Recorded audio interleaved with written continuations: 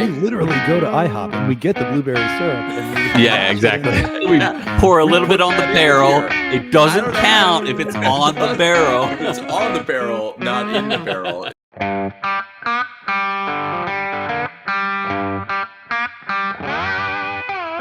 Welcome once again to Chill Filtered, the podcast where we drink whiskey so you don't have to, but you probably should, and you probably are, and that's why we like ya. Another episode, another fun episode, and another guest, but we'll get to the guest in a hot second, and we'll get to what we're drinking today in a hot second. But before we get to that, here's one way you can support us. If you're not on our Discord, maybe think about joining our Discord. Reach out on Instagram or by email, chillfilteredpodcast@gmail.com. Or on our Instagram, and we'll hop you on the Discord. We're having a great time, a lot of good conversation, and fun times. So that's one way you can support us. That's enough for the business. Like I said, this week we got a guest, but before that, Bryan, say hi. Hello. Sorry to just force you to do that. Nah, you're good. But I personally am entry buzzing on something called Found North. For those who don't know, Batch 7. This is what we got last time, and only 8 episodes ago or something like that. Yeah, and it was a great bottle. It reminded me of Thomas H. Handy and Sazerac 18 mixed together, or at least some of the best of both worlds for that. But this week we're getting something else, and we're getting Found North Batch 8008 here. It is also aged minimum 18 years. We'll get into all those details in a hot moment. But what I'm excited about with this is that Nick Taylor says it's pretty different. So, Nick, first of all, how you doing? Second of all, when you get to it, tell me why this one's different. Okay. Well, first of all, I'm great. Thank you guys for having me on. I'm really excited to be back. I felt like, before we even got on here, we were talking for 25 minutes. You got my juices flowing. I was feeling pretty good. So thank you. I'm excited. All right. How is this one different? Well, the big difference is the ex Madeira cask. So basically, we have a rye that we recast into ex Madeira. And what's fun about our labels is when we basically put on the label what the maturation is, we don't put a list of everything that's in there. I was wondering about that. Yeah, it just looks stupid. Honestly, it's a balance, because it's like we want people who are seeing a bottle or own a bottle to know what they've got in there, but at the same time, there's a limit, right? That's why most everything. That's why everything's on the website. But so for us, when it says the maturation on the bottle, it's actually referring to the whiskey that the component whiskey that we built the entire blend around. That's cool. And this really dates back to when we were first blending and we were first trying to figure out how to make good blends. And instinctively, when we tried to make good blends, we would say all right, we have good whiskey 1 and we have good whiskey 2, and we're gonna smash them together and get super good whiskey 3. And that doesn't work at all. Which was a huge revelation for me. I was like, obviously you'll get the best of both worlds, but yes, and also for me. And I was like, okay, this is impossible. I have good whiskey 1 and good whiskey 2, and now it's just terrible. Why is that happening? And so we really didn't get situated to how we like to blend until we started realizing that take one of the whiskeys and start matching it, right? Start matching it with all the other whiskeys. Use the other whiskeys to complete the blend, which I can get way deeper into later on. But really, this component was a stunning component. I mean, just really exceptional in terms of some of the flavors it provided. But honestly, I retasted it yesterday, just the component around on its own. It's terrible. You can't. It's not palatable by itself. But it does, the rye you said, or which yes. Which one Oh my God, this rye funny. Component. No, you're. It's so. And this actually happens a lot with rye, and it's why blending in the corn components from Canada is so fun. Is rye can be really bimodal, and what I mean by that is it enters with a really interesting flavor, and then it has a dead spot in the middle of the palate, and then it finishes with a really strong flavor.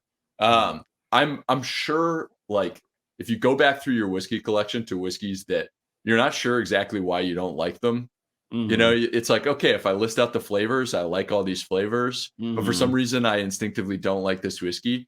For me, those whiskeys are always the ones that are either really bimodal or they fall off a cliff, right? They either have like a lot of flavor and then it just disappears. And it's like, it's the most disappointing thing that can happen in whiskey.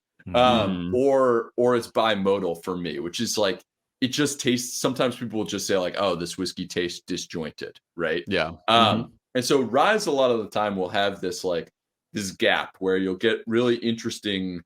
It tends to be like the fruit and the sweetness are on one end, and the wood and the spice are on the other, right? And there's nothing in the middle to sort of carry the palate.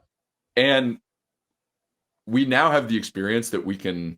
It's not necessarily fix that. It's more like that is a perfectly fine whiskey to start with, because when we start adding in these corn components, they're gonna bridge the gap in really beautifully. That's so cool. And so this was a rye that we recast for 5 or 6 months in ex Madeira. Madeira's a weird barrel type to work with. Has a lot of flavor. It tends to throw a sour note that I like, but can become really, really overpowering. And so we use this as less than 5% of the blend. Oh wow! But it has a totally outsized effect on the flavor. But that was all about getting kind of the best of this whiskey and sanding out any of the rough edges that we were getting from this rye. So that was this component we've never used. And what was super exciting about this component is we've used a lot of matured whiskeys that have interesting finishes on them in the past. But this was one where we were really intentional about it. We had the rye. We had a couple years of experience of doing further maturations under our belt, and we had a real instinct as to what this would do in a Madeira cask that we located, and we put it in there having a feeling that this could really be the centerpiece of a good blend. And it's really exciting when something you try in whiskey actually works out, because all the time it goes in a direction that you don't expect, and you kind of have to scramble. So that's what makes this whiskey fundamentally different, because this is still 87% corn, 12% rye, 1% malted barley. That is a grain ratio that we've done in the past. It just turned out that way. It is still our kind of big more wood forward profile that we really do with Canadian whiskey. If you like batch 6, if you like batch 7, you're probably going to like batch 8. You know, it's not like it's way out of the Venn diagram here. But this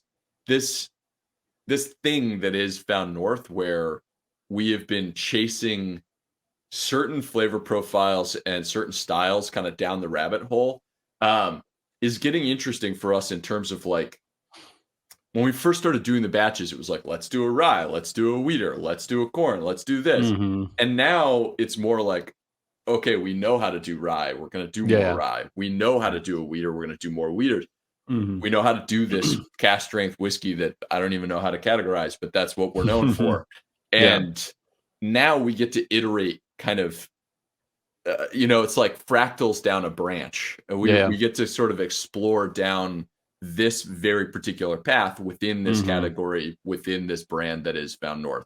And you're down to some of the smaller branches now down the path. Yes, yeah, exactly. And it's like, okay, people know what they like from Found North. They want this from Found North. They want this type of whiskey. But at the same time, we still want to give you something that is a new version of it, right? Totally. That is a new exploration of this path. So I'm pumped. I think this whiskey's awesome. I'm really excited. I'll bug you about the Madeira cask. So you said about 5% or so ended up finished in Madeira cask? 4? Yeah, I think I ended up so 4. To set my expectations, I'm kind of an expectations guy, like we kind of talked about earlier before we got on the air. So I take that to mean maybe I'm not gonna directly taste that sweetness. That's just there to soften the edges, correct? No, you'll notice it. Okay, It's gonna be good, wild. good. That's crazy. No, everyone I talk to, I wish I had here blending with me because I could just like We should make a 1%, trip. a 1% change, Yeah. a 1% change in the whiskey. You'll be like, holy shit. Okay, yes, I Interesting. can tell that these are very different whiskeys. Dang. So when you add a component that's 4%, like if you took the Madeira cask out and you just filled it with some other rye that we've used in the past, the whiskeys would be so disparate you wouldn't believe it. You'd be like, Interesting. this is absurd. I don't Yeah. what these things aren't only 4% different from each other. It's like, no. We're messing around with 1%, even 0.5% intervals when we're changing the Wow. ratios. And it's like, Yeah, that was my question. Was you get a 1% malted barley in the Nicks, and I was like, is that even necessary? And what would you say to that?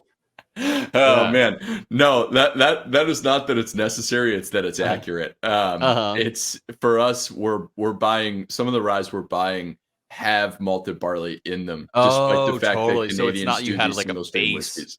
No, Gotcha. we're not dripping in a little bit of I gotcha. malted barley. Although Mhm.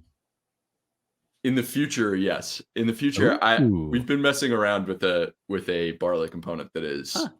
Nice. that really brings interesting things to the party. Nice. Yeah, I could see So that. I mean, the single malt world is, completely built around barley or malted barley, so Yeah. I could see that being really a big impact in the future. So that the rye that went into batch 8 now, is that this from the same batch from the same rye that went into batch 7? I remember you saying that the batch 7, that 18-year No, rye was like so close to being 19 years. no, Mhm. different rye. Okay. Different Cool. rye, different no, we bought probably, I don't know, 14 barrels worth of rye in tote, so like basically in a food grade tote. Mhm. And I think we recast all of it into different stuff. Uh-huh. And really it was very much a like we're trying to add instruments to make music with. You know what I mean? It's like you're just trying to diversify what we have. For sure. So I got a question. We talked about last time, Canadian barrels. You can find more aged stock Yep. a lot more easy than finding something in the bourbon world or like the American whiskey world, where it's like finding like a 26-year rye would be probably insane in going to MGP or something like that. What's one of the highest aged barrels you've come across in your blending? And is there an upper limit for you? There probably is, but I wonder what's the things you've come across when it comes to blending with That's a over good 26 question. years? Yeah, I think I think we just looked at something that was 33 years old. And Dang. I don't think we bought it. Yeah. No, yeah, Risky. it's a great question because it's like I think if it's a refill cask, whiskey can do incredible things. Refill is the most underrated cask type, right? Because it's like, oh, it's not doing anything, and I think it comes down to this misconception about how whiskey ages. There's a huge difference between like barrel extraction, which is one piece of the process, and actual maturation and aging, which is another piece of the process. And from a chemical standpoint, it's like there's the extractive process, and then there's the oxidative process, and there's the evaporative process. And so the oxidative is the molecules are actually just changing in the wood. The evaporative is a concentrating effect, right? So it's basically like if you have all of these different molecules that have different molecular weight or different, basically like they're physically heavier or lighter than each other. The smaller molecules will evaporate off the barrel and the heavier ones won't. And so your profile changes over time simply because certain things are staying in the barrel and certain are. It's not a, if I have molecule A, B, and C, I'm not going to lose those 3 molecules evenly. Equally, The yeah. lighter the molecule, the more I'm going to lose that one. That's why I remember going to Scotland and they're taking the cuts and they're telling me all of these different variables. And I'm sitting there going, how are you not giving everybody methanol poisoning? And I finally asked, because it's like, if you're taking a cut, you're definitely getting some methanol. Like I finally asked, and a distiller was like, it's such a light molecule. As soon as we age it, it's like the first thing that evaporates off the barrel. That's why it comes off the still first. Yeah, exactly. Right? It's the small. That's why it comes off in the heads, because it's so small that it converts from liquid to vapor incredibly quickly. And so, in the same sense, like it evaporates off the cask, or as the Scots would say, it blows off the cask, right? So these super old barrels, if they're not over extracted, present flavors that are completely inaccessible otherwise. Interesting. And so, like, do I have an upper limit? No, absolutely not. I would blend with absolutely anything, as long as it doesn't start having flaws, problems that I can't, like, certain whiskey gets too much tannic acid, right? Totally. And that's not like the nice mouth coating, woodiness. Dries you out. The thing about tannic acid is, and I hate tannic acid, which is funny because old bourbon almost always has it. Really old bourbon kind of, and it's basically after you swallow the whiskey, the bitterness kind of creeps back up into the back of your mouth. That's tannic acid, right?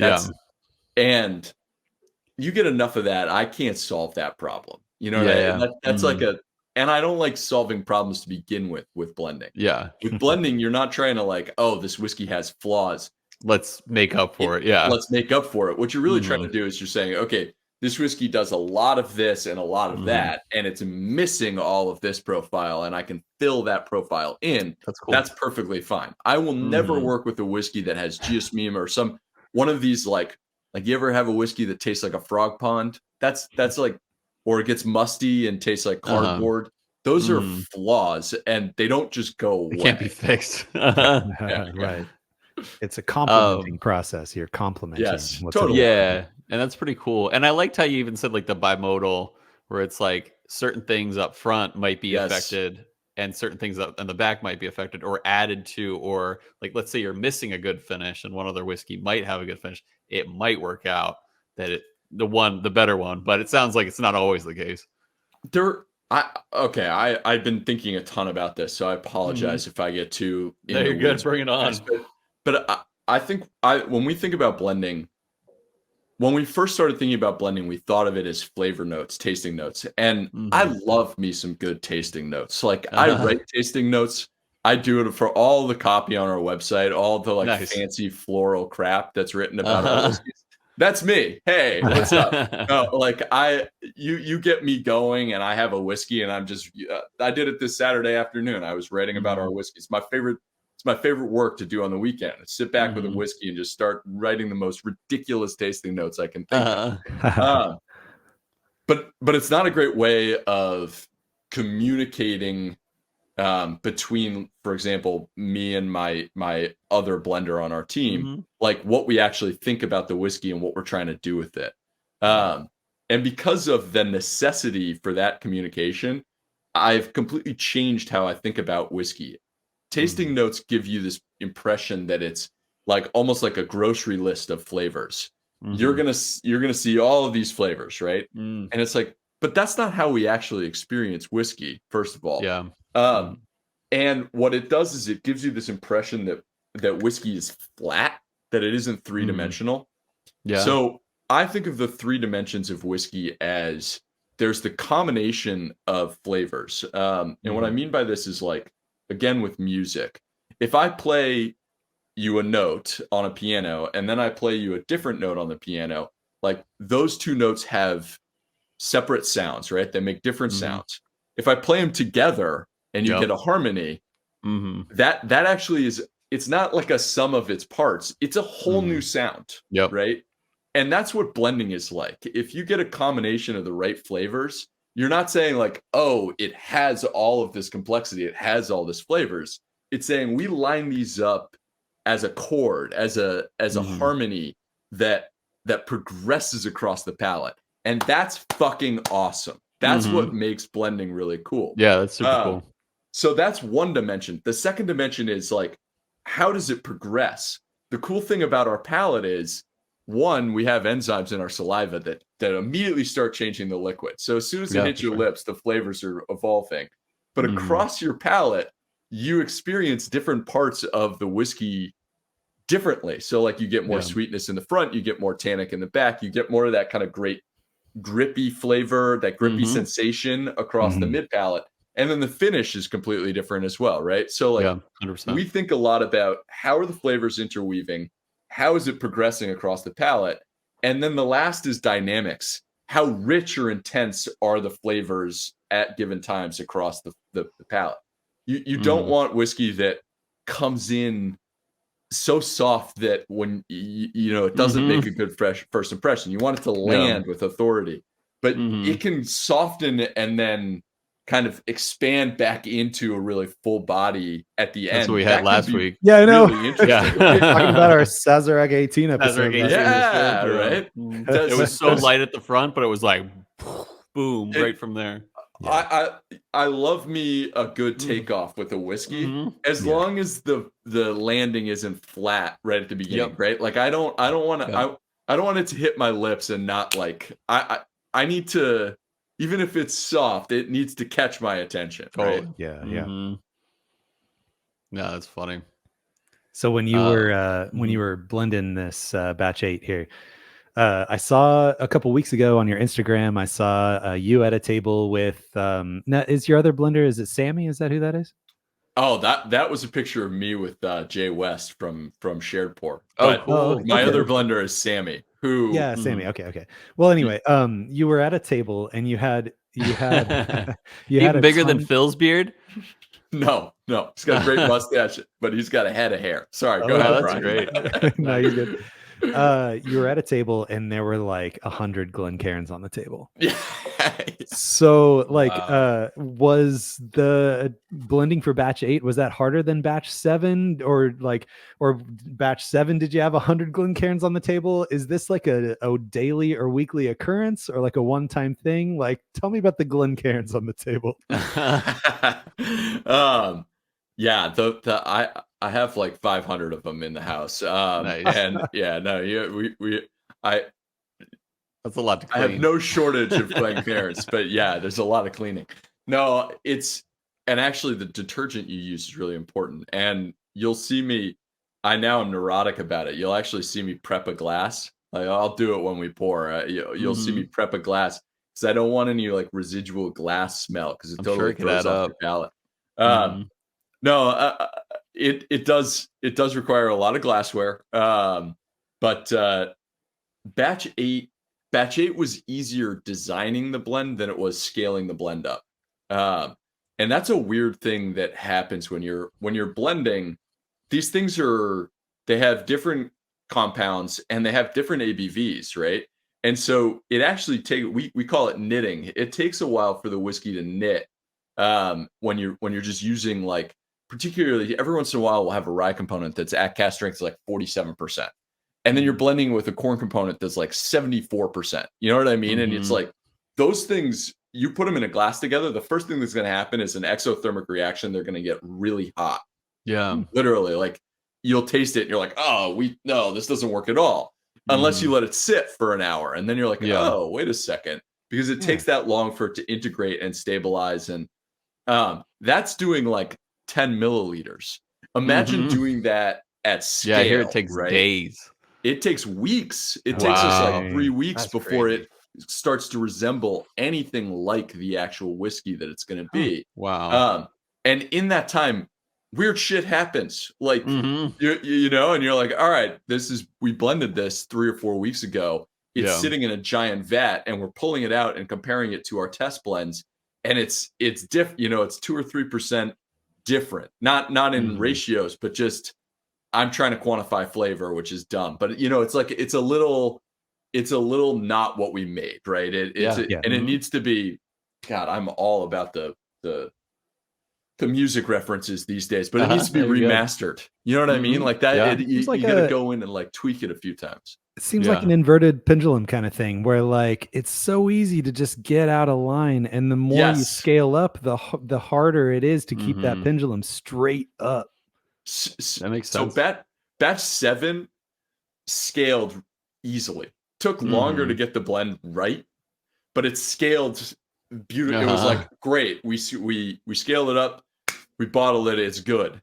That was batch 7. Batch 8 was like we scaled it up, we had to change stuff, we had to add things. Interesting. And then we scaled it up and we tweaked it a little bit more, and then it was like, okay, it's done. And so that was a pain in the ass. So yeah, that's scary too. Like, what if it doesn't fix itself at the big level? Yeah. Tell me about it. Yeah. So no, batch 8 took I would guess batch 8, the original design of it took something like 30 test blends. Nice. But the reason there are hundreds of glasses on there is, one, you go back and forth, right? You're like, okay. So when we come up with blends, a lot of times what will happen is we'll come up with several formulas that are pretty different from each other. And we'll name those formulas just goofy ass names, just something, so that we're not saying like, hey, that one that's 20% this, 30% this, 50% this, right? We just give it a name, right? So this is give an example. This one a name. We named one of them Viceroy. The final name, the naming convention for batch 8 was Bronco. Bronco, which I love that. It's like when really fun. It's like when there's a new product in development from Microsoft or whatever, or they'll Google, call it code name whatever. Name whatever. Yeah, it's fun to know what those code names are. That's cool. So we call the first one we call Bronco Prime, right? It's nice. Bronco Prime. So and a lot of it'll just say like BP, right, or whatever, and then we'll do B1, B2, B3, B4. And what helps, what you can do there is you're trying to tweak things and get the shape of the whole song right.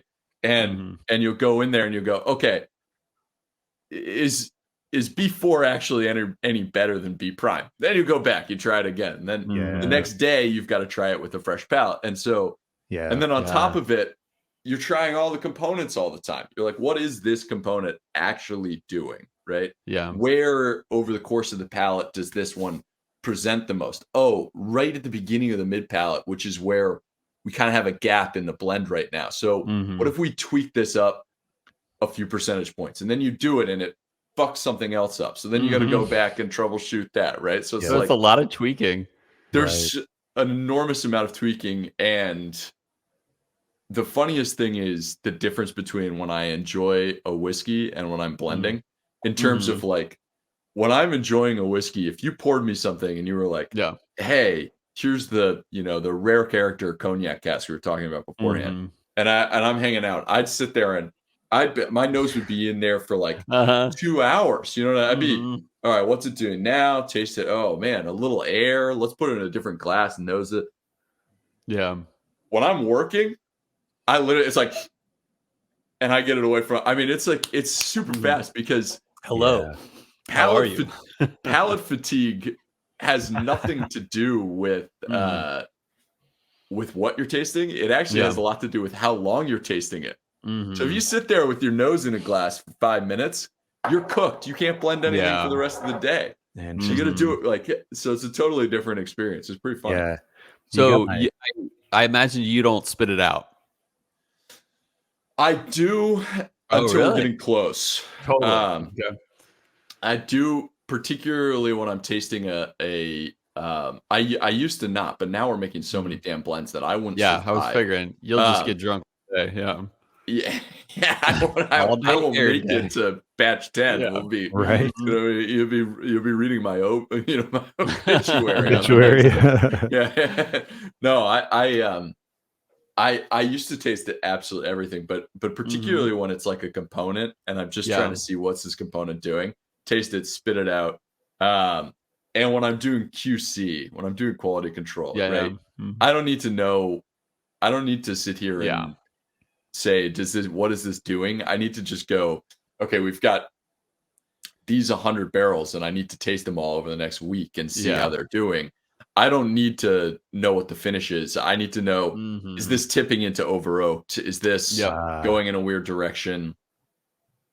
It's a Madeira cask. Is it getting too sour? You know what I mean? Just really, really linear, one-dimensional checks. And then I'm never spitting out. But when we're in a blend and like we're getting deep into a blend and we're in the last, these are the next 10 test blends and we're going to have the right product somewhere in here. Yeah, I'm definitely swallowing the whiskey. There's no way to get an accurate. That's what I think. I don't think you can get really an accurate picture of what the whole experience is if you're spitting it out. Unfortunately, yeah, it makes sense. Totally.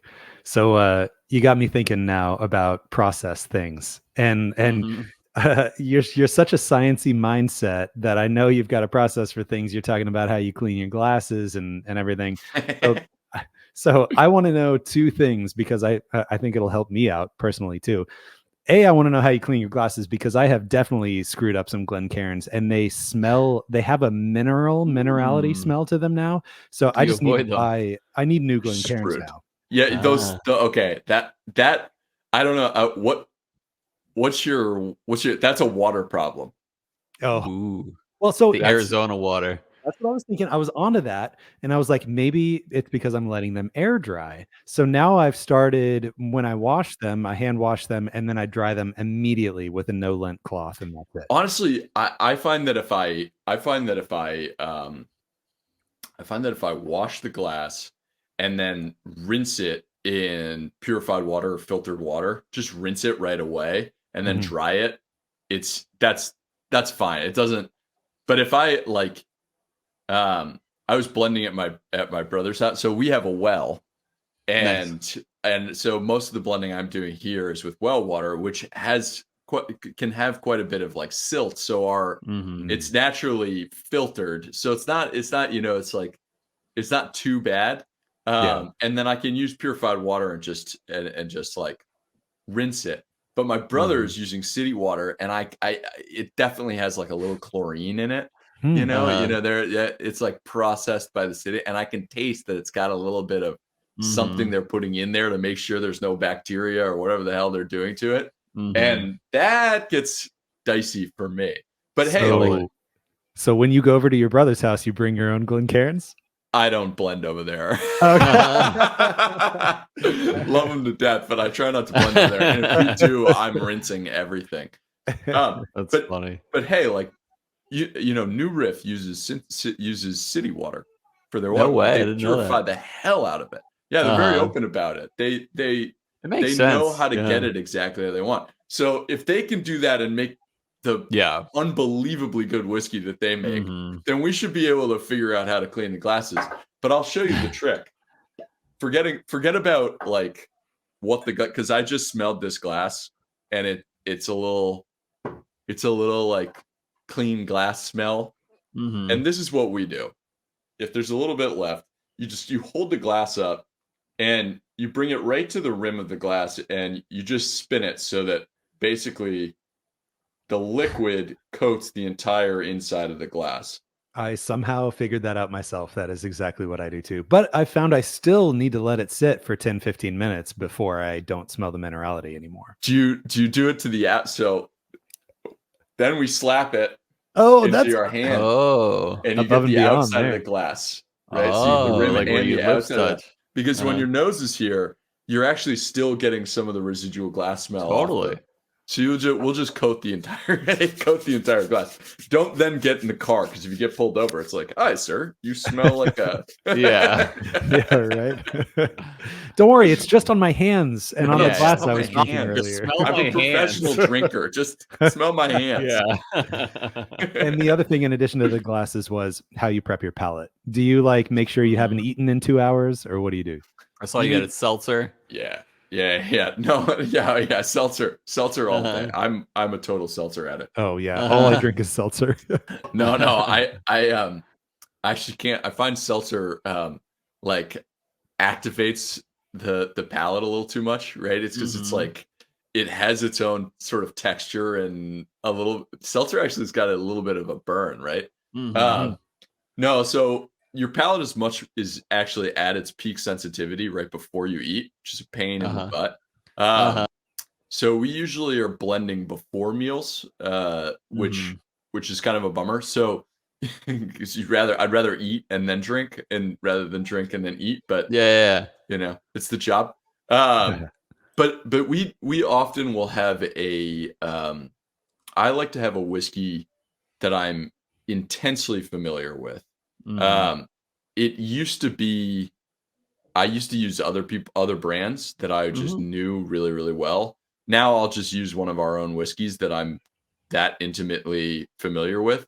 And you can you know, I don't know if you guys play. Yeah, totally. I don't know if you guys play any golf, but when I was growing up, my dad was teaching me how to play golf. He used to say, "Go out to the driving range before you play, and just take your natural swing. And if everything's fading a little bit on that given day, you just swing normal. Just keep swinging normal. Don't try to fix it right before you start playing. Just correct with your alignment for that day. Exactly. And if you're pulling a little, whatever you're doing, right? And so it's the same idea. It's kind of like, okay, I know when I have a lot of adrenaline, everything tastes a little bitter. Everything tastes a little bitter. So if I have a little adrenaline, everything tastes bitter. And so I pretty much can't blend with that sensation because I'll think everything we make is bad. I really don't like bitter. So like if that happens, I'm kind of screwed. But on a given day, I'll notice, okay, this way in which I'm tasting things is a little bit more in this direction. I'm much more sensitive to tannin, or I'm much more sensitive to sweetness, or I'm much more sensitive to whatever these things. And you calibrate a little bit. The harder, Bryan, the really hard thing is calibrating for I've tasted 5 things in a row. And now I'm tasting this, and is it different? Or did I really dial this down? Or am I just having palate fatigue? And that one is pure experience. You just start to get a feel for like, that's cool. Okay, this has changed a little bit, but the change is actually probably more pronounced than I'm realizing. And when I retry this in the morning tomorrow, I'm gonna actually notice that it's a little, you know what I mean? Like I'm gonna notice that it's a little more sweet or a little more tannic or whatever it is. That one's weird. That one's a hard thing to get used to. You heard it here first. Found North will never put out anything bitter ever. No, I can't. So I think it's time. To try this out. Have you not opened yours yet, Bryan? No, I haven't. A double wax and cork pop about to happen, or triple cork pop. I should have. I pulled this off right before we got on. Did you? I'm an idiot. Look, I got the thing right here. So with the wax all over here, I love it. I think it looks great. Knob Creek, they do wax all over, and when the wax comes off the top of a Knob Creek bottle, it's just got that dumb looking black cork top. These are nice though. I had I know. So I'm showing on the YouTube feed here now. When you split it, you get the wax top here. But on my batch 7, there was one day where I was pulling the cork and the wax came off, and I was like, no, it's gonna look. And then I looked down, and it's this beautiful light wood with the wood grain on it. It's so much prettier with the wax off. So now I'm a wax off convert. Wax on, wax off. Yeah, exactly. Yeah. Oh, that's funny. I will say, wax is fickle as hell. If it gets like a little moisture while it's being stored, it'll get like you'll get the little bubbles on the top. At certain temperatures, it'll wax. It'll be more sort of crack, more prone to kind of like cracking and crumbling. I love the wax tops. It was my dumbass idea to begin with. But I'm not the one who has to do the waxing, so I don't Uh-huh. I don't suffer as much. In fact, the team won't let me near it because I make such a mess of it every single Uh-huh. time I do it myself. So yeah, I'm glad Cover the you whole like it because bottle a in lot wax. of work goes into it, and we were very attentive to those wood corks. We like them a lot. They are Mhm. beautiful. Yeah, Yeah. they're nice. Yeah, I kind of on batch 8, I just kind of cracked it in a weird way, so it's not as beautiful as my It's not batch a 7, where yeah, it's just yeah, a yeah, yeah. clean break. Can't win them all. And now, so ex Madeira, there is no Mhm. Hungarian oak in this. Is that correct? No, No, there should. there's Yeah, multiple Hungarian oak Oh, components. okay. yeah, So still I never Hungarian leave oak. home without Hungarian oak. Yeah. yeah. There's an ex bourbon and new American. It sounds like, yeah, which makes sense. Yeah, Yeah. a couple new Americans. I feel like I'm smelling the bourbon contribution on the nose. I get a rich I love bourbon finished scotches when it's heavier on the bourbon than the sherry. So I'm getting that buttery bourbon on the nose for sure. And some kind of like a red berry in comparison to the batch 7. I get a little more fruit on the nose, I think. Yeah. I'd agree with that. I'd say, yeah, it's actually up front. It was pretty similar to the nose I was getting from batch 7, without much, without like, I sipped the last sip a few minutes back, and but with batch 8, yeah, it's a little more fruity. I'm getting pleasant. I don't always love Elijah Craig barrel proof, but I'm getting like pleasant Elijah Craig barrel proof notes. So like a nice, like nicely oaked bourbon, kind of nose. Yeah, definitely a little more fruity. I don't know if I'm getting dark berries yet. A No, little definitely dark leather. berries. Yeah. There's definitely a little leather. Yeah. I can get behind that. It's not appley, that's for sure. In my No. opinion. It's definitely No. berries fruity wise. And the batch 7 had a little floral in comparison too on the nose to me. That I was could see It that. it that didn't was the like actually 98. have. What did you say? Uh-huh. There was this 98 corn component that we used in batch 7 that we actually built the Mm, whiskey around that I just am in love with, and it nice. was what brought that floral note. The Huh. the hard thing about floral notes is they tend to come with lighter bodied whiskeys. That's just their, and so to when we start building in the whiskeys around the Wow. blend that add a lot of that body, you usually nuke the florality right out of the whiskey. So that one was awesome. This one much more like lower register notes. So your fruit and your heavy component, I just think of them as deeper, darker, a little seedier. I am reveling in this finish. So yeah, Nick, that you outdid yourself on batch 8. Yeah.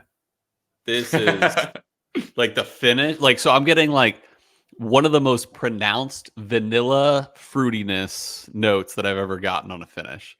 It reminds me of like if you go to IHOP and they have like multiple types of syrup, and one is like, traditional maple syrup, probably made with corn syrup or something like that. But then there's one that's like the blueberry version, and it's still good. Like it's a good whiskey, but it's not. I mean, it's a good syrup, but it's not like natural. You can tell it's like fake in a way, but it's still good. That's what I'm getting from this. And sorry if you can hear my little 2-year-old. She hears my voice. This honestly, Nick, like I would be honest with you. I was worried this wouldn't outdo batch 7, but I think it is 50 to 100% better than batch. Like if it were like, like batch 7 is like I don't know, you can't really count it, like, but this is easily better than batch 7, and I loved batch 7. I think this is the sour note that you talked about, perfectly balanced at the end. Like the perfect like transition to the finish with like this hump of like just beautiful. It's not even like, I can't even say it's a rye or anything. It's just this beautiful hump of like almost like elderberry. And I've used this a little bit before. Like it's like this beautiful berry where it's like very flavorful. And then you just hump over that and you're like, oh wow. I would say, like I said, I told you last time, I loved batch 7, but batch 8 is my batch now. Because this, well, I'm not just saying that. Like, this outdid it easily, and I can't wait for batch 9 now. I gotta sip it again. All right. So if we think about a whiskey, if we want to think about a whiskey, the progression of a whiskey, and you want to just give it like an arbitrary sort of time segmentation, right? So like, let's say the whiskey, the landing right when the whiskey hits your lips, that's 1. Yep. And the very end of the finish is 10, right? Yep. And then we can say like, okay, where's the intensity of this whiskey? Yeah. I know exactly what you're talking. It's between like 7 and 9. Yep, exactly. Right at the beginning of the finish. It's totally wild. It's like the end of the palate into the beginning of the finish. And that is 100% the Madeira cask. It literally, like, when you drink the Madeira cask, it has an entry and then it's nothing, and then it just has this huge flavor from 7 to 9, and then just washes out. And we had to build the rest of the whiskey like around that crescendo, around that, and like stretch out the finish, and like that's fun that's where you're experiencing it. Oh, absolutely. The vanilla between 3 and 6 though is very notable. It's like very nice. I said, that fake blueberry syrup you can get at IHOP was perfectly ramped up, and then you get this like note that's like none other, and then it fades, and it keeps, like, the finish lasts, and it doesn't drop off, like you said, is like not worth even making, is like a finish that drops off. Yep. Yeah. This is good. I came back to the batch 7 and took a sip, and like batch 7 is very good, and I'm impressed with batch 7, but I'm impressed at how much better batch 8 is to me, given how good batch 7 was already. Batch 8 is impressive. And so going back to batch 7, I'm getting actually more vanilla on batch 7. I'm getting a vanilla and floral kind of. And batch 8 it's also batch 7 just hits a little hotter, kind of back of the tongue, a little ethanol. It does. But batch 8 just rounds everything out, and batch 8 has a little bit of jammy sweetness from it's got to be the Madeira cask, and it rounds the heat out. There's no heat on batch 8 like there is on batch 7, and let me clarify that it's not that there's no heat, because it's intense. Still 62.2. It's intense, but it doesn't read that high for sure. Yeah, at no point does it like burn you or sting you at all. It's super rounded out, and there's earthy red berry in there. This batch 7, the last thing I'll say is batch 7 was like, it was great. I'm super glad I have a bottle. I got my own bottle of batch 7. But batch 8 was thankfully, thank you very much, was provided to us by Found. Thank you so much. I am 100% buying my own additional bottle of batch 8. Baby, no question. I appreciate that. One thing I got from batch 7, and this was after... I have to grab my batch 7. Hold on. Okay, yes, good. We got it. So you still have a batch 7, right, Cole, sitting there? Yes, right here. Yep. And so one of the only complaint, and this happened after the episode, where the only slight complaint I have from batch 7 was there was a I don't know how else to put it, but there was a hint, and it wasn't bad at all. I mean, it wasn't it made up for it. Like I said, all the compliments I gave it before, but there was almost an aged vodka smell to it, or taste to it. Ooh. If that makes any sense. But it wasn't strong, like I said. It was, and I don't mean that like an aged vodka. It was almost like it was too highly distilled, and then it went down. But it was like, if I were to like quantify it, it was 5% at the most. This batch 8 has 0 of that. if that helps any of our listeners say like is it like I have no complaints batch 8 at all. Batch.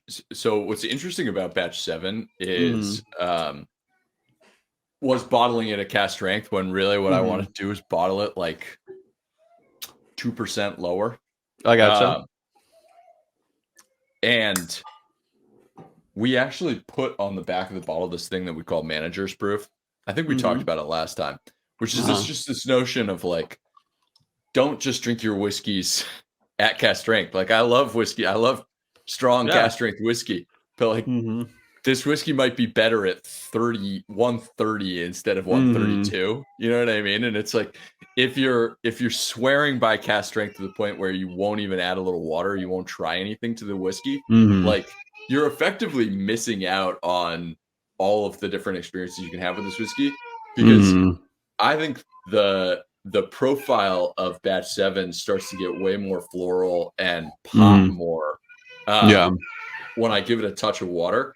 But it's a different, I think of the fruit and the fruit notes basically being at a completely different register. What I mean by that is like, it's a lower octave, right? I mean, the batch 8, that Madeira cast was so damn dense.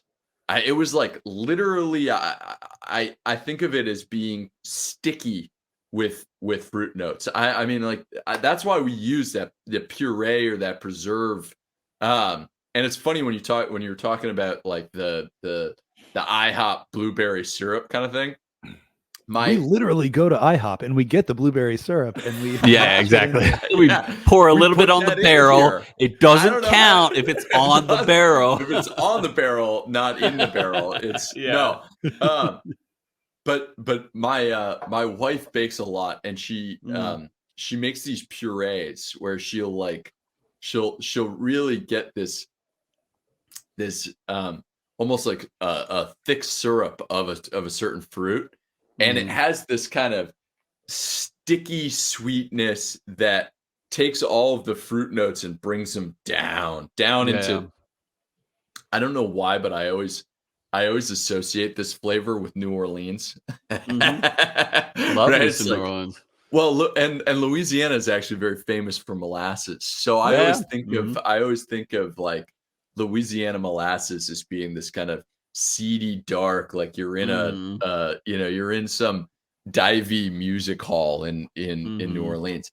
But that lower register is what I actually loved about batch 8, and those higher top notes is what I loved about batch 7. And so I think they nosing them side to side is actually kind of nuts, because they do completely different things. I believe it. I was impressed at how different. I mean, true. this isn't just Especially a tiny looking back. evolution. This is just a different batch that aligns with the company core values of what to put out. But it's not like you just took last year's batch and put it in a something cask for X months. Yeah, for sure. You started fresh. No, and honestly, I couldn't give two shits what the barrel type is from a marketability standpoint, and it kind of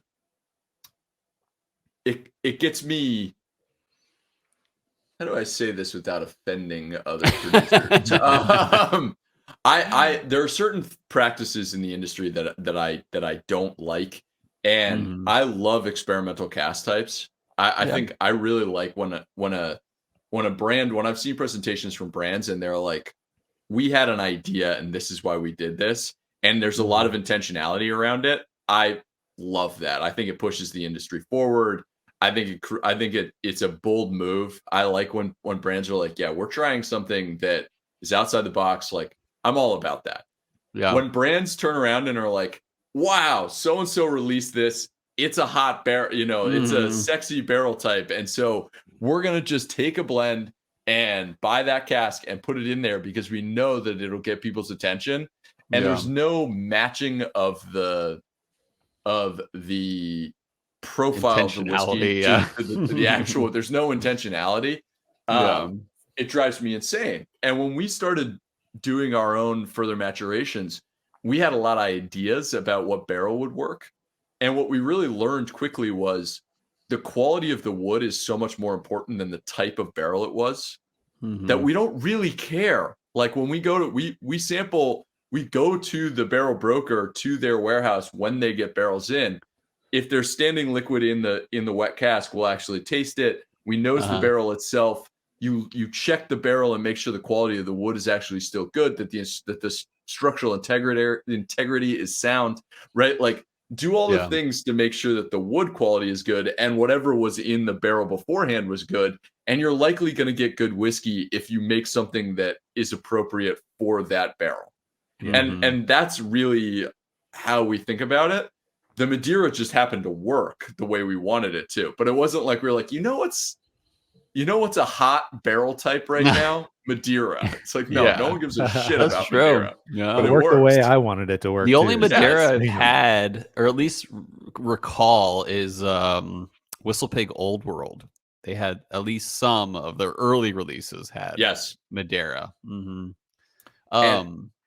I remember those. I tasted those components. They did a special New York only releases of just the Old World Madeira, the Sauterne, and the port that they originally used. And they were interesting. I had a real affection for. I have a real affection for rye and port. I think it works really well. But the Madeira, I remember, was actually really interesting. Do you have a hot take on Midwinter Night's Dram? This batch? I haven't had this batch. I haven't had it since I haven't had it since the early batches. All right. What's your latest I've loved it when opinion they on came it? in. I haven't. It's probably been 5 years since I've had a Midwinter Night Dram. So I probably can't. I can't speak to what they've done recently. I loved it when it first came out. I'll say that. Yeah. It was definitely a different product than it is now. Is it? That's a bummer. Well, okay, so I will say, producing it now. I had a bottle from 2 batches ago, and it was good. I liked it. A buddy of mine, it's his favorite whiskey ever. Nice. So it's definitely very good. It just may not be like right up my alley, but I was able to compare it against last year's batch, and last year's batch was, in my opinion, garbage. Last year's batch was just good to know. It was like, and was it better this year? Well, and I have not had this year's batch yet, but I have heard very good reviews. Interesting. So I think maybe something was just up last year. They scaled it up, right? They made more of it this year. They made 64% more, 60 something percent more this year than they did last year, and they raised the price. That's kind of like I'm taking a personal stance here. I'm like, I don't want anything to do with this anymore. I'm sure it's great and all, but yeah. So I have to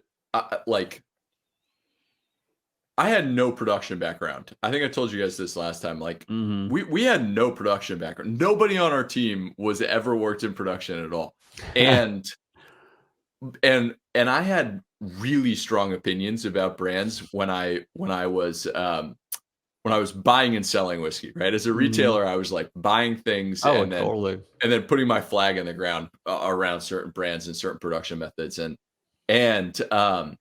I kind of wish I could go back in time and slap myself around a little bit and just be like, you have no fucking idea how hard it is to do what these guys are doing. At the more you scale. talk about it, I'm like, this is no at scale. Joke. Yeah. No, I'm like, the thing that keeps me up at night with Found North is thinking about growing the size of the batches without screwing them up. Totally. The ability that, like, I have newfound love for all of the old school guys. I mean, I have newfound love for Maker's Mark, small batch. I always love small batch, but like Four Roses small batch. Four Roses small batch tastes good every single time I pour it in the airport, or wherever I am, where I'm like, I'd like a bourbon. I'd like something to drink, for the love of God. And most of this is all crap and it's expensive. Like Four Roses small batch is pretty much always what I go for.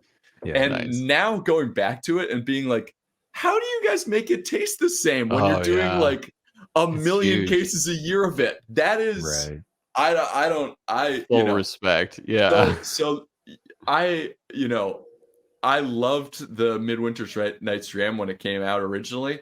The fact that they've done more quantity and it's getting good reviews, like tip of the hat, because that's hard to do. I would love to get I'd love to get my palate on it though, because I'd love to see where it's at from where I remember when it came out, I was like, this is a sexy ass idea. I love this idea. Right. So there are contested opinions, and I think I heard recently that High West did confirm that this year's Midwinter's Night, I always say it wrong. You know what I'm talking about. So do I. Is 100% old MGP. They say it's still 100% MGP, but I swear I heard year by year they were cutting their own distillate in year by year. At least for some of the ryes. Yeah. That brings me to my next question for you, though. Are you guys working on your own distillate? Do you have any plans to start having it be an original product of yours? So, all right. So it's a great question, and the answer is not right now. I respect that, but not because I don't want to. It's because I want to take over more and more of the process.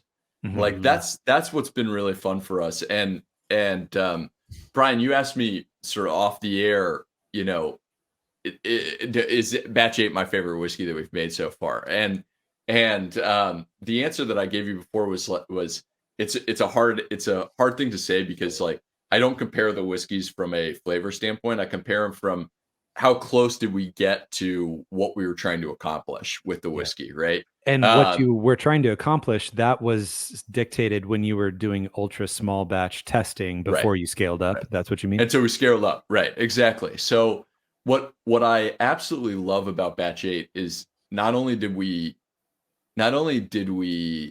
really accomplish what we were trying to do, which was to integrate this ex Madeira aged rye that had this really new flavor profile that we haven't worked with, and do it in a way that was very on brand for us. It's exploratory, it's different from what we've made, but it's still very much a Found North profile.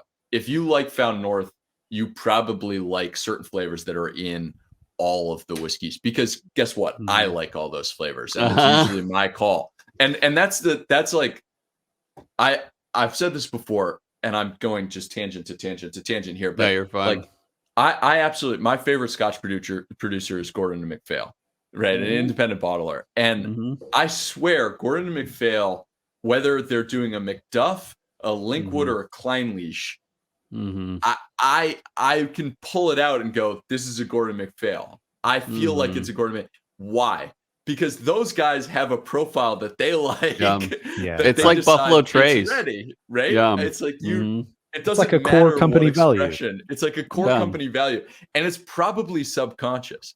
So for me, like batch 8, when batch 8 starts having a little bit of like a cinnamon sugar on butter note, it rings a bell that touches like the deep internal love that I have for cinnamon sugar toast. It's so funny you say that now that I drink that. I'm like, oh, I get it. Especially if you just said cinnamon toast, it'd be a different story. But the fact that you said butter is like, no, that really nails it. From the bourbon cast. Like cinnamon sugar, butter, like those are my favorite flavors. And so when combined, it is the chord that when struck, my brain just goes, yep, this is it. We've nailed it. Yeah. So to accomplish that with batch 8 in a way where it was new, it incorporated this new component, that was awesome.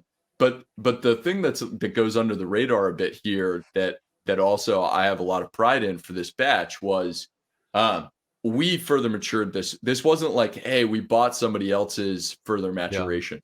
We took this rye, we had an idea for it, we had a plan for it, we bought the cask, we aged it. We nurtured the barrel, right? You know, we're tasting it every month, making sure it's doing what we think. And then when it was time to work with it, we put together a blend that fit our profile. And that's what I mean by taking over more and more of the process. And then on top of it, we had to be the ones who scaled it up to keep it in line with where we wanted it. And for me, to sort of to go back all the way to like, would we build our own distillery? That is literally bringing you all the way to the very beginning of the process.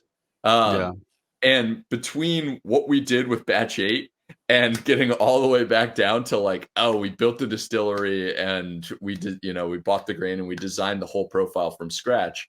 There's so much room for us to grow and control more and more pieces that it's just it would be way down the line before I was like, what I really want to do is like bury myself in building a distillery, because it'll be 20 years before we make anything remotely as good as what we're making now. Well, and that's what, clearly a core company value is high aged, very full bodied whiskeys. So if you were making your own distillate, you'd have 18 years to go before anything really comes up. It would take a while. I'm not good at selling people 3-year-old crap that I don't like. I know. That is not a core company value. I've done it. Trust me. We worked our asses off to be able to get to the point where we could like start our own brand. And a lot of that work involved selling shit that we didn't like, that we're not. And I was never any good at it. So, what we'll never do is make whiskey that we're not completely obsessed with. And honestly, like, do I think we're even anywhere close to being able to distill something that we know is going to be good? No. I don't believe that when anybody builds a distillery that they actually know exactly how this flavor is going to, the only guy I trust, the only guy who I would trust to be capable of saying, hey, I'm going to make this by distilling this, he's dead. And that was Dr. James Swan. And I think that guy was a generational distiller and really could do that. And I don't know anyone else alive that can. With being kept up at night and just thinking about how to scale up, totally get that. Which leads me to another question. Yes. We polled our Instagram followers, and one of our favorites of all time, Ben Klepsig, had a question for you, and that question was how long you can maintain that quality, and you're sourcing your barrels. If a higher bidder comes in, could that be something that affects you in the future, or are there stocks? Is there a shortage of like 20-ish year barrels in the Canadian landscape? Yeah, so there are two things I'll say to that. One, we made a whiskey that I will send you, and we'll be back and we'll talk about. It's going to be really fun. But when we made this whiskey, it was by far the most expensive process for us in terms of all the things we did. We like all the different pieces of the puzzle. It like the process was just, there was recasking and reblending and all these different things that just, they add labor, they add loss, right? Like just sheer liquid loss. Anytime you recast something, the angel share is not linear because you lose the devil's cut first, right? You lose the barrel like just inflating with all of the liquid itself, right? And we did 8 barrels of this stuff, and we threw out one of the barrels. Not like we dumped it down the drain. We just were like, we can't include this because it affects the overall quality because it went a little haywire. Okay, so the rest were pretty similar, but one barrel just went a whole different way. And honestly, we could have blended it in, and I think the whiskey would have been marginally worse. I think it would have been marginally worse and vastly more profitable for us. And the answer is just hard no. Like no. We'll figure out if we can recast that barrel or blend it into something at a greater scale in a way that has a positive effect of the whiskey. But I literally would rather it sit in a plastic tote for the next 10 years than put a whiskey into one of our blends that negatively affects the blend. So that's piece one. And that, by the way, Bryan, is why I'm terrified of scaling up, because we have these standards where it's like, and we have conversations about this. Like, okay, if we're going to start blending with 25 barrels as one of the components instead of 3 barrels as one of the components, which we have so much control over, how do we do that in a way that maintains the quality? And the hard thing is the precision the precision Totally. is hard, right? It's to like get to where you want to go, because it's the same in my mind. It's the same argument you were saying earlier. You can't have an idea of what your distillate's going to taste like before you distill it. Right. The more barrels you have, you can't have that precise idea of where you're going to get up, because now your variance is doubled or whatever. The downside of this all is availability. we're in like, I don't know, 15, 18 different markets in retail now. Maybe it's closer to 20. My brother's in charge of this. And we easily could sell into every single state, and we easily could have sold a lot more whiskey to every single one of our markets. And so the tricky thing for us is, it's not just about scaling, because it's not just scaling because we want to grow as a business and make money and succeed in life and whatever, which are all real goals, and nice. that's all important. It's nice, it's nice to be able to pay my mortgage, but it's also a matter of like, if we can't scale and more people find out about Found North, fewer people are going to be able to get it, and it's going to piss people off. And I don't want to make whiskey that's inaccessible for the sake of it being inaccessible, which I think a lot of people do, which is they're like, we're going to make this and we're going to make 12,000 bottles, even though we can like sell King of Kentucky 120,000 bottles. And it's like, you're literally, your whole marketing thing in that situation is just, you can't get it, so you want it. And that's what makes it special. That is not what we're trying to do at Found North. But at the same time, like, how do you scale? You gotta keep up. How do you scale in a way that you keep up with the demand and you don't lose the quality? And the answer is, we have a ton of access to really good barrels. We've bought insanely deep into Canadian. We've taken every penny we've made and invested it in the supply, just 100%. We buy the supply, we recast the supply, and like, we must spend way less time in market than we probably should, because we're just obsessive over the as soon as we finish a blend, I'm not sitting there going like, oh great, I can take a break. I do that in my head, but what really happens is I immediately start going, hey, we haven't tasted this in a while, and we need to see where they're going, see how they're doing, see what's going on. And we're keeping constant tabs on absolutely every barrel we own. That's cool. That's a lot of barrels now, right? Right. So I think in terms of, can we scale and maintain the quality, we can certainly do it from a liquid standpoint. And I think the reason we'll be able to do it from just a pure quality and scale point is because it is the fundamental value at Found North. It is the thing, like, people will talk about your marketing and your go-to-market strategy and this and that and the other thing. And the bottom line is, if you make good whiskey, you'll probably succeed. Right. Like, that's really it. Like, you can do a lot of things to pull other levers that will dictate all you gotta do. But like, if you make good liquid, then you'll succeed. And I think for us, the comments that we get that get us most jacked up about Found North is the people in the industry who sit there and go, these fuckers just made a better whiskey than the last one. That's like, that's us. That's what I want to hear every single. I want people to sit there and go, and not go, oh God, that batch 4 is something I'll never forget, but the next 4 batches are all, they're good. Like, that's not what I want to hear. It's hard to outdo yourself. It's hard to, but we're so obsessed with it that we really spend an enormous amount of time paying attention to that. And we're not trying to just scale this thing as fast as we possibly can at the sacrifice of, like, the liquid needs to be something that we're literally proud of. Every single bottle that goes in, we want it to be what it is. And this is the same thing with our single barrel program. We spend a ton of money and a ton of time doing single barrels. And if one isn't aging right, there's this thing that people say on this side, on the supply side, which is like, well, somebody's going to like it. And it's true. You hear that all the time. They'll say like, oh, put it in because you never know. Like, it'll be someone's cup of tea.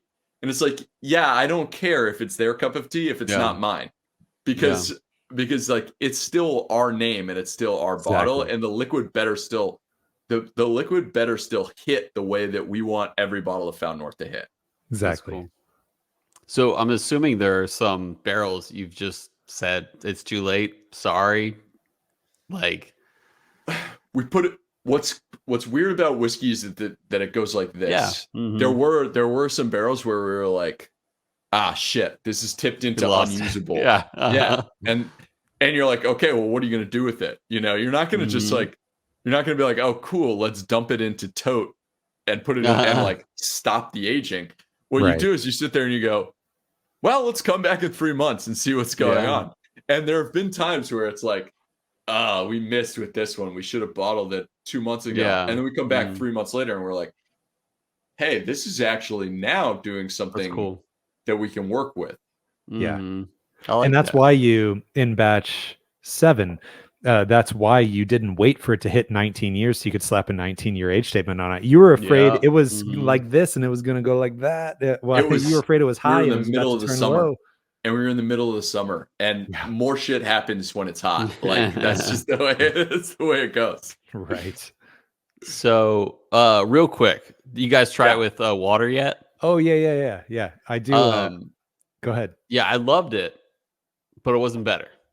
Yeah, I agree that it wasn't better. It took the fruit away for me. I didn't get the like a jammy fruit anymore. But I did get more of those deep earthy tones that Nick was talking about. I think it's more leather. Yeah, I can get that. Yeah. Totally. Yeah, I felt like it was good, but the vanilla and that hump of berry wasn't as pleasant. It wasn't bad. Like I would still love this with water, but I think it was preferable neat for me. I think it flattens the dynamics I was talking about in the beginning. Yeah, totally. Which rarely happens. Like when I actually add water to most of the whiskeys we've made, they actually start to get more intense with certain flavors, which makes sense from a chemical standpoint. I feel like that makes sense because certain compounds are really activated by water. So you'd expect to get like certain characteristics suddenly being more pronounced. And I actually think this thing, like the dynamics go down. It actually it almost like stretches it out a little bit. Yeah, as if you took the ends and pulled it apart. Yeah, you just pulled it and it was like, okay, this is a little steadier. I like it. I like it a lot with water, but I'm with you. I think it doesn't need it. Whereas batch 7, I actually think you're doing a disservice if you don't add a little water to it. Totally. The another prominent note I got with water that I didn't find originally was maple. Like it could just be because we were talking about syrup earlier. Blueberry syrup. I completely agree. It had a distinct IHOppiness to it that but in a good way, not in a fake way, like a perfect way. One of our listeners also reached out, and I agree with him. His name's John Hughes. He hosts a podcast called Embellish Pod. I'm going to encourage him to reach out to you because he does actually. So we do. I don't know if you're like, do you listen to podcasts at all, Nick? My dirty little secret is that I have I actually have 2 other addictions than whiskey. We mentioned it earlier. Seltzers. I'm obsessed with totally. not hard seltzers, just like regular. I'm just like a seltzer right now. Seltzer. Yeah, it's not even flavored. And my other addiction is fantasy football. I love it. I have 17 teams this year. Dang. So that's why you don't sleep at night. Manage. Yeah. No, I know. I'm a total nut job, and I listen to a lot of fantasy football podcasts, and that got me into the podcast world. So I do indeed listen to podcasts. One of the things I love about certain podcasts, and my wife is completely opposite of me. I love podcasts where they can go on digressions and they can just be real and be themselves and be happy to be like, all right, we should probably get back to the content of the podcast. Content, yeah. My wife is like, why are they going off track so often? And she's just like, like NPR podcasts are very informative and to the point, but in a really very flowing way. But we're not like we're very much the digression podcast. Opposite of scripted and produced. Yeah, like we got a little bit scripted, but we're happy to be like, hey, what that thing that happened last week? Like last episode, we were like, I told you about the story where I saved a guy's life. Like this whole digression for 5 to 10 minutes. But John does a great podcast. It's called Embellish Podcast, and it's one of my favorite whiskey podcasts. And he does more of an NPR podcast. He's very informative, but very real as well. And so I'm gonna encourage him to reach out to you because I think you would do really well, because he does a lot of interview podcasts as well. And so yeah, we'll send him your way because I think he would do well with you. Get this ice review going. I already did. Sorry to interrupt. Guys, my ice melted. No, All same. ice melted. Why would it do that? Is that in your like ice glass? Like a side ice glass. This is my ice glass that had ice in it. That's a good problem to have, I guess. Talking for so long. Yeah. Fortunately, I know exactly what this thing tastes like. That's what. Yeah. I was gonna say. I think it not exemplifies, but it pushes the water a little further and says, okay, it's still good. I have no complaints, but it's a little too sweet floral at the same time for me to love it as much as I do the neat. Yeah, 100%. I'm just getting like basic notes. The finish is nowhere near as fun and complex as it was.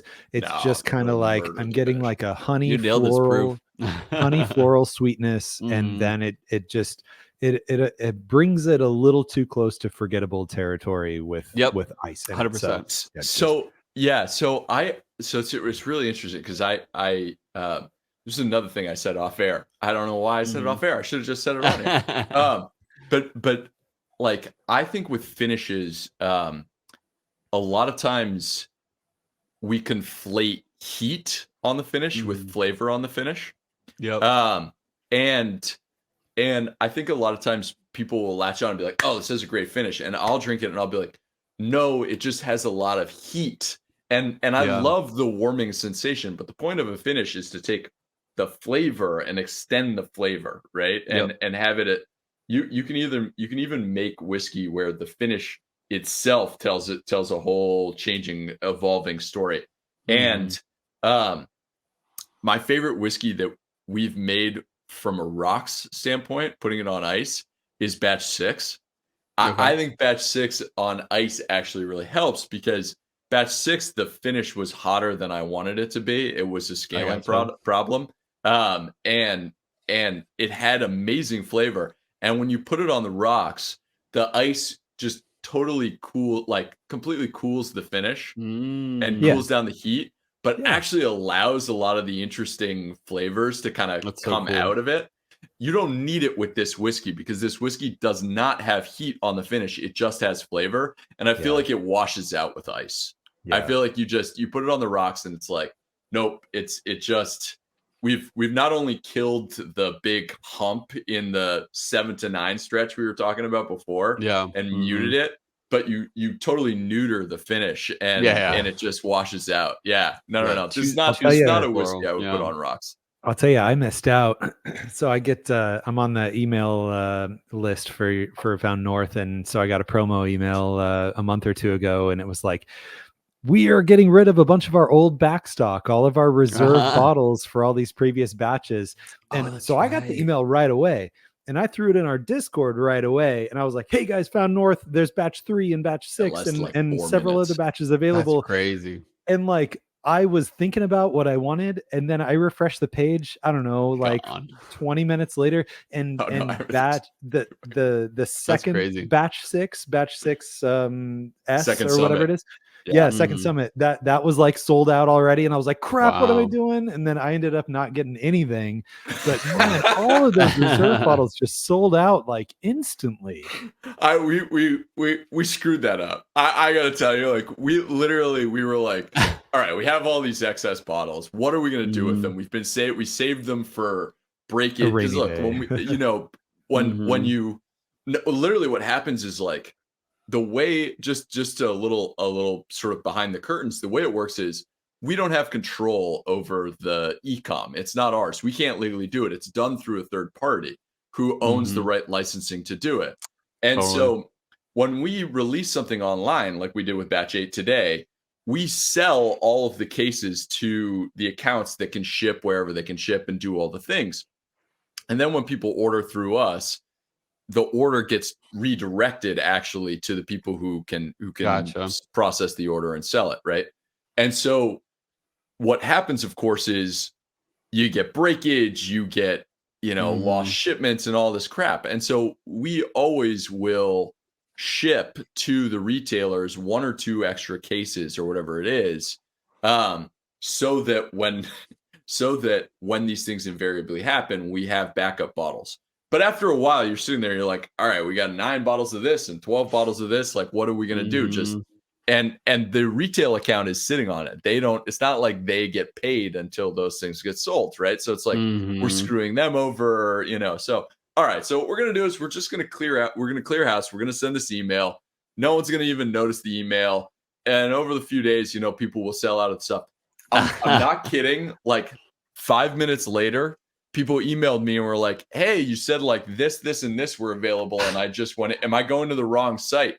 And I went in and it was like sold out. I was like, that's a good problem to have. Uh-oh. No, second summit would have been the one to buy. Oh, that's rough. What was the deal with that again? Was it sherry? Yeah. So funny. Wet casts, the way wet casts work is like the second and this is why we don't care as much about the wood type and we care more about the quality of the wood. The second you dump a barrel, the quality of the wood, like a timer starts and the quality of the wood slowly starts going down. Because it's dry?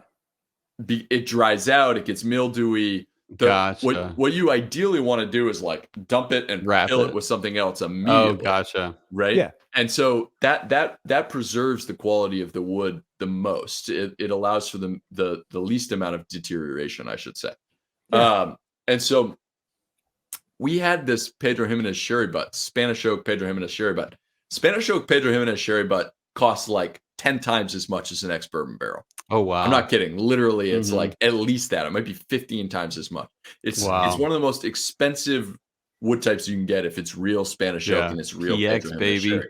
PX is there's a lot of bullshit PX out there, and it's not. Oh, really? Okay, good sherry out there. Interesting. You get me on a real. I was talking earlier about like you want to talk 30 minutes about something. Let's talk about sherry casts. But next time. Yeah, next time. Exactly. But we bought like a real one and a good one, and we used it, and then we dumped it, and our dumbasses didn't know what to do with it. We were like, because it has multiple good fills, right? Like it's not just good the first fill; it's gonna get multiple good fills out of it. And we were sitting on absolutely nothing. We had no liquid we could put in there, but we happened to be in the process of bottling batch 6. And we were like, wait a second, what if we just take 500 liters of batch 6 and we put it into this barrel and we'll do a special release? And we had because it was a second fill, we were like, it's not going to get overly extractive because batch 6 already had all of its wood profile, but it will pick up a little bit of the rye that was in there and obviously the sherry, and it'll do good things to it. And it was one of the best whiskeys we ever, it worked so perfectly. But you want to talk about a whiskey that in a really sacrilegious way you should put on the rocks? Batch 6 Second Summit. The rarest whiskey we've ever made, you should put on the rocks. And you've got one more bottle with my name on it, right? Yeah. I've got nothing. Let's talk after. That's so funny. All right, Brian. And wait, Nick. I have one more question. Oh, one more question. This is my most important question. I've been dying to ask this question. I've saved it. Bring it on. Saved it till the very end. What is the map on the bottle? Is it a treasure map? Is it everyone at Found North's favorite region of Canada? Topography. What is the topographic map that's on this bottle? It's man. I wish that wasn't your last like glorious question because it's the worst answer. Oh no, the map is a figment of Sammy's imagination. A guy on our team. So it's not even a real like portion of a real map. So it's really funny because I've had a few people who like I've had a cartographer reach out to me because that's great. they literally were like, if this were a real place, it would be the weirdest looking place. Oh like, yeah, that'd be this bumps all over the doesn't place. it would just this doesn't exist, right? Yes. And it's true. Real topographical maps have way more condensed lines and way more space.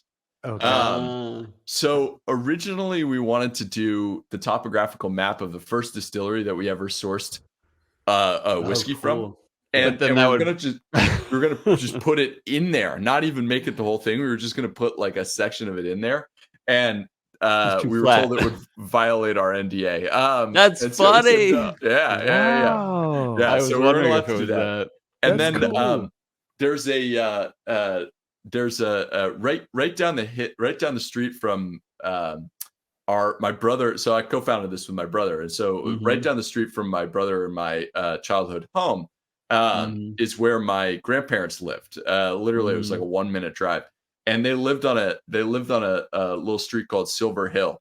If you ever there one of these days we will do a release called Silver Hill. That's cool. And this is what this will be. And my brother and I spent our childhood there. We loved going over there. And it was very hilly.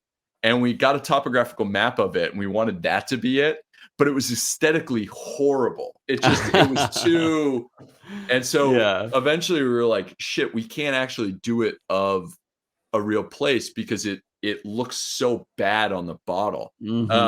And so eventually we did something that was more evenly spaced so that it would look good on a bottle. And the fact is that like it's one of those annoying commercial considerations that you just kind of have to be like, all right, well, but yeah, it's just a figment. It's just a figment of our imagination. No. That's it's fine. Because Found North is just a figment of my imagination. True. Yeah. It's an homage to your desire to want to use the topographical map from your childhood. Thank you. Yeah, exactly.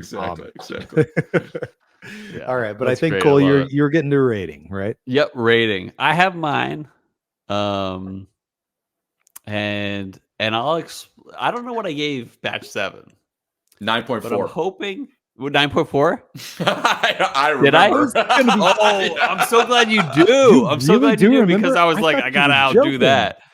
No, I know exactly. Okay, so I originally had less, but I was like, okay, I gotta adjust to the what do you call it? The basis point, not the basis point, like the original point. So I gotta go higher than 9.4. So I'm gonna go 9.55 here. And that is because this outdid it. Easily outdid it. And I can't go, like I said, 1.5 to 200 times better than batch 7. So I can't exactly do what is that? 18.8. But I can say it is notably better than batch 7. Pretty sure that'd be the highest of all time. Exactly. That would destroy. I think I have E.H. Taylor's seasoned wood at 9.7. Nice. And I honestly, Nick, maybe in the future you'll beat E.H. Taylor's seasoned wood, but this is definitely beats a 9.4. This is 9.55. I love the vanilla. I love the berry. I love the maple syrup. It is. I'm looking forward to batch 9. And after we give our ratings, I want to hear how batch 9 is going. But Bryan, what's your rating? Yeah. So I've got a scale. I've got an established scale now, and 9 has got to be truly exceptional. Yeah. And like what? 9.5 on my scale is like I'm legitimately reserving this bottle for special occasions kind of level. So I'm not going to reserve this bottle for special occasions because I'm going to want to drink it more often. Totally. This is 9.3 for me. But might sell out this week as it is released today. Well, that's what I was going to say. I Yeah. mean, this episode we're recording right now is going to air at a time where this batch might even be sold like out when already. when this episode airs, it might be sold out. Yeah. So we're giving a quick rundown on the Discord. If you were on our Discord, we will you'd get early access to know how we feel Love about that. this That's batch true. and the fact Especially that you need these to buy kind of rare this ones. ASAP. Yeah.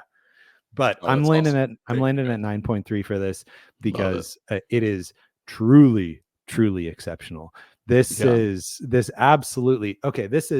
We talked a lot about a whiskey hitting you hard up front, but then the finish kind of trails off. Thomas H. Handy a little bit. We talked about a finish that hits you really weak up front, but then the finish is so delicate and tells a whole story for minutes afterwards. Sazerac 18. Sazerac 18. Yeah. This is the perfect middle ground of both, where it really hits is. you up front Really very, is. very well. And it continues to tell a story for many minutes afterwards. This is just the absolute best of both worlds. And people said batch 7 was BTAC worthy. Batch 8 is more BTAC worthy. 100%. Yeah. So wow, thank you guys. I appreciate any that. last thoughts on batch 8, Nick? Yeah, and then we want to hear how batch 9's going. Yeah, I would say it's interesting because Cole, you mentioned like, okay, it's 100% better, right? And then it's like, okay, it's a and I used to I remember I used to sell whiskey to this guy who absolutely loved Springbank 10. And it was like Springbank 10 was his go-to whiskey. Really? And at the time it was like it was 50 or $60. It was somewhere in there. It was I don't know what it is now, but this is 100 10 years ago, back when I was selling it.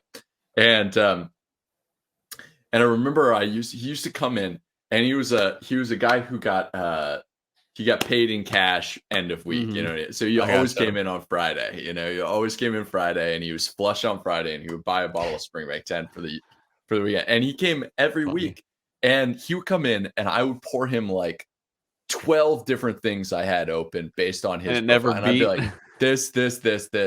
But of course, like very little at $60 at the time was better than Springbank 10. I don't know if anything was. I'm obsessed with Springbank 10. I don't love good Campbelltown. And I would pour him a whiskey, and he'd go, you know what? This is like a little bit better than Springbank 10, but it's $120, and it's not twice as good as Springbank 10. Yeah. And he was always doing this monetary equivalent. You know what I mean? This value. Value. Yeah, it's like value. Is it?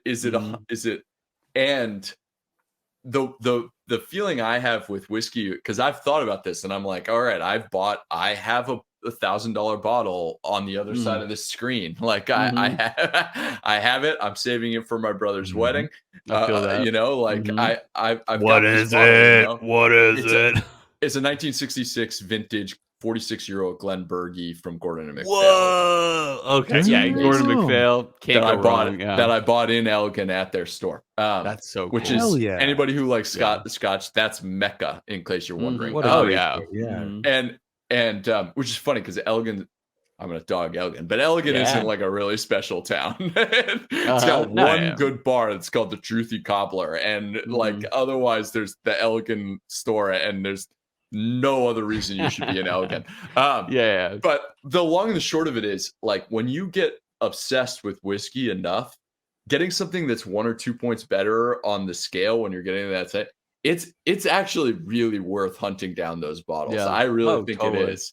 I think that's a good point. It's like if that's what you care about, right? Exactly. If that's what you care about, hunt it out, find it, drink it, because that's what it's about. I love that. Batch 9, I haven't even started making Batch 9. Ooh. Batch 9 is not. Do you have any ideas?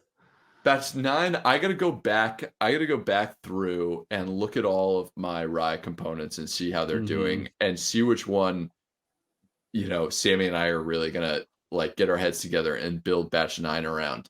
But the reason I have that luxury is because we are, in a couple weeks, we're releasing our first ever 20-year-old whiskey, and it is not a batch. It is a named release. I And wanted it to ask you is- about this. You said you had, was Yeah. it a single barrel or is it No. just a named No, release? Nice. It is So a named release. non-batch. It is the named release. It is the first of a series that we're creating. And it is ridiculous. I am Nice. really excited for you guys to try this. We're excited we- too. we've got that in the works. That's great. And really the ugly truth about batch 8 is we never intended to make it and release it this Cool. fall. You had to accelerate, right? But what happened was we made 7 and we thought 7 was going to last until we were going to release this whiskey that we had as like an end of year release that we were going to, this thing has been bottled for like 6 weeks. This whiskey that's about to come out has been bottled for like, might be 2 months. We've had it ready. but what happened was we started with new distributors. And you can't start, when you start with a new distributor, they're like, yeah, we'll start in 3 months or 4 months or whatever, right? And we ran out of whiskey. Oh, no. We're like, shit, we can't sell them like 10 cases of this rare release that we're making at the end of the year. We have to have a batch to sell them. And so batch 8 was actually made, I wouldn't say in haste, but batch 8 was made in a way where we were like, we had no intention of releasing it this year, and we literally ran out of liquid, and we were like, shit, we gotta put this together. So that's the ugly secret about batch 8 is we never meant to have this kid. Nick, batch 8 is not ugly at all, man. Yeah, well done. Well, we might as well close it up soon, but Nick, we're excited, and you're welcome anytime on this podcast. Oh my God. Let me tell you this: there are some people I would not be so quick to say that for. There's this guy named Bryan Rapp. Yeah, exactly. Yeah. And this is always a pleasure, and I think what you're doing is. The beauty of getting into something and continuing something is you get better as you go. And as far as I've tasted, batch 7 and batch 8, batch 7 was amazing. Batch 8 exceeded it. So I'm excited for this special release. I'm excited for batch 9. And I'm excited for batch 18 when that comes around. And you're always welcome back. So let us know as things go by. We'll be checking in on you as well. Any other things our listeners should keep an eye out? Like, for example, if it's not sold out by Monday, where can our listeners find batch 8? Yeah, so batch 8 will sell out on online retail before it sells out in stores. Good to know. We basically have to have some that'll go to stores, obviously, and then we reserve a certain amount for our retail partner and our other retail partners who ship around the country. And so those sell out faster. So batch 8 will be harder to find there. We have a store locator that we're getting up to date. Nice. Honestly, we added a bunch of new distribution. So we got to go through and add all of them. Nice. But people can go there and find them. If you're in Illinois, nobody ships to you. Illinois, if you want old batches of Found North, by the way, go to Binny's. Binny's has crazy shit of Found North in Illinois. Midwest area. They bought so incredibly deep. And I remember when they bought, I was like, you guys still have some left. You sure you want to buy more? And they're like, no. We like to have the library of a new brand like you guys. That's so cool. They have batch 3. They have some batch 4 lying around. I need to not go to Benny's because I'd spend $800. Yeah, we'll fly up to Chicago real quick. Benny's has batch 4 is one of the most coveted is one of the 3 most coveted whiskeys we've ever made, and it is not available literally anywhere in the country. And then Benny's like some Benny shelves, 10 cases of it, And I don't even remember batch 4 being on your special release. No, we have none of it. We had none of it left, and it's like you can't find it in California. You can't find it in Massachusetts. Those are our 2 earliest markets, and it's sitting there at Benny's. It's like, oh, okay.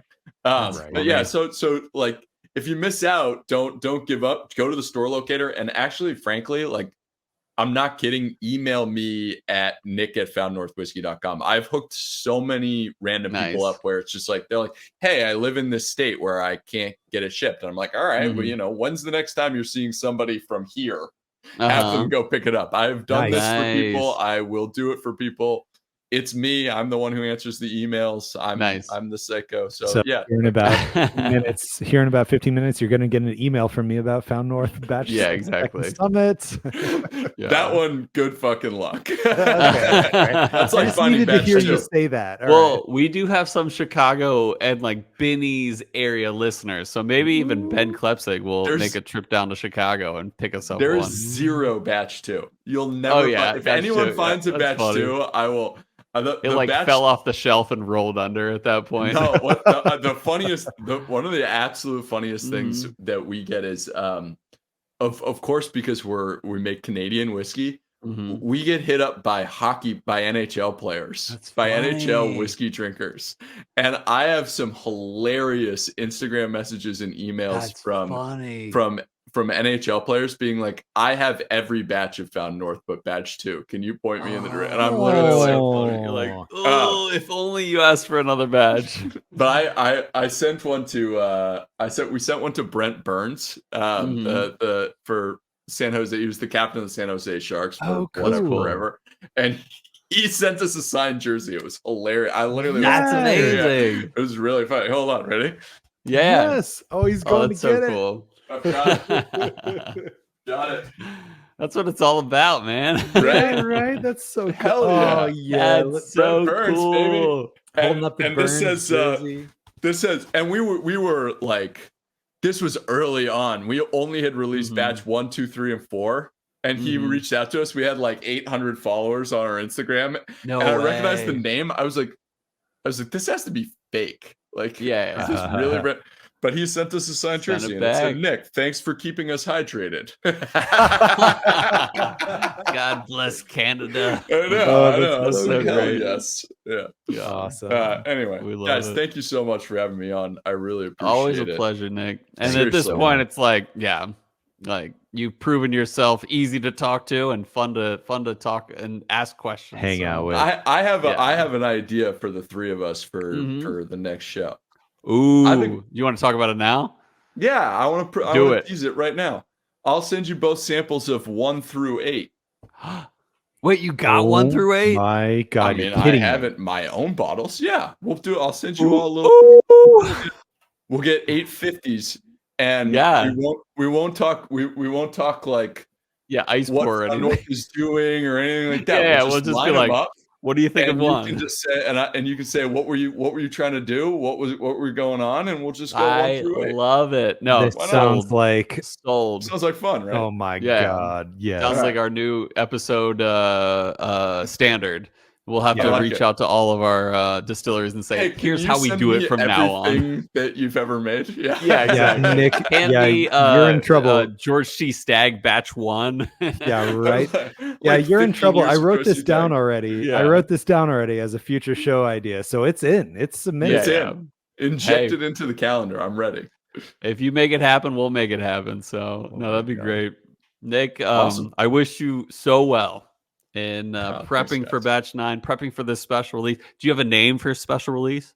Yeah, it's called Peregrine. I love it. Thank like you. A falcon. Like Peregrine took Lord of the Rings. Peregrine took is good. Do you know what the origin of the word peregrine is? No, I don't.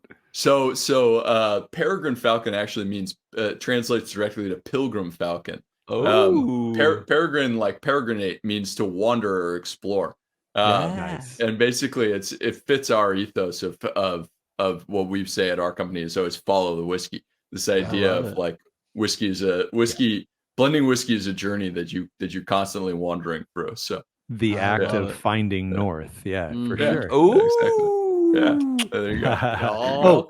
But real quick, you mentioned that barrel, 1 of 14 that got cast aside, and it was some kind of expensive something to make or whatever. Did you have a name for that one too? No, that barrel was going to be in the blend. and we just pulled it out of the the blend. would have been named. So the blend was Peregrine. We pulled it out of Peregrine. We pulled it out of the most expensive damn whiskey we've ever made. Yeah. Yes. Oh my gosh. Pain in I the love ass. that. Throw that in as a blind in the samples of 1 through 8, and we'll be like, "What the hell is this one? What the hell is this crap?"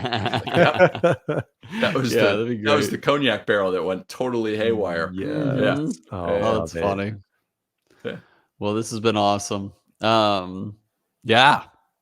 At Nick? this point, we typically go through hopes Yep. and something that we hope for the near future, maybe something we Mhm. hope for our listeners, or maybe something we hope for ourselves.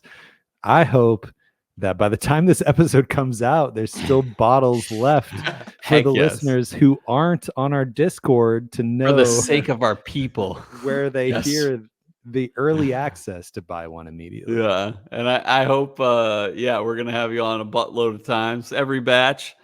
And but most of all, listeners, I hope that our love of whiskey lifted your spirits.